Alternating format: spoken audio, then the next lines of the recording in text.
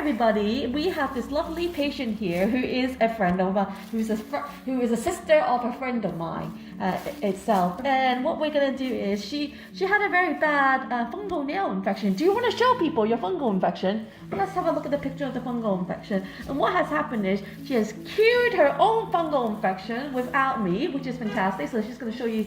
Let's have a look. So that was her nail. So you can see how that's pretty bad, isn't it? So what we can see is there's significant damage on the side there. You can see how dry it is and a bit of ingrown toenail there where the nail's sticking in. So if you look at this, so she's cured it to this all by herself. But the issue is there's not a lot of room for a nail to grow out. So there's a bit of ingrown toenail out. So what we're gonna do is we're not doing surgery today because it's the first time seeing her. We are just going to clean this out to make it less kind of uncomfortable. So I've got a gauge blade here where I'm going to just remove it. Do tell me if it's uncomfortable, okay?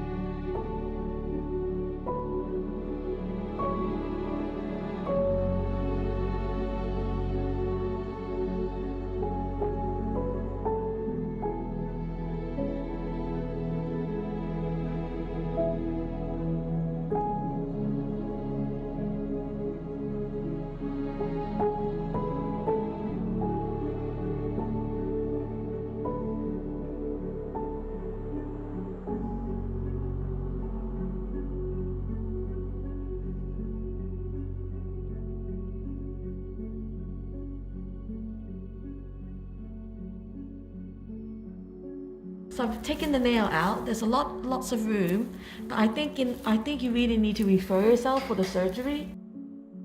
It's too wide. So these are all the bits of nail. Let me just grab it. So you've got one bit here. Then you've got the roots here. You've got loads of bits here that was all inside.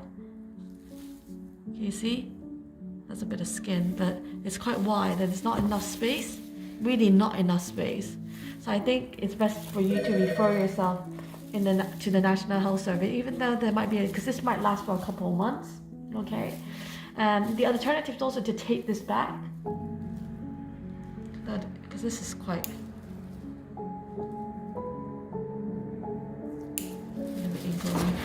just to make it look more kind of presentable itself, but it's out. So we're gonna just dress that.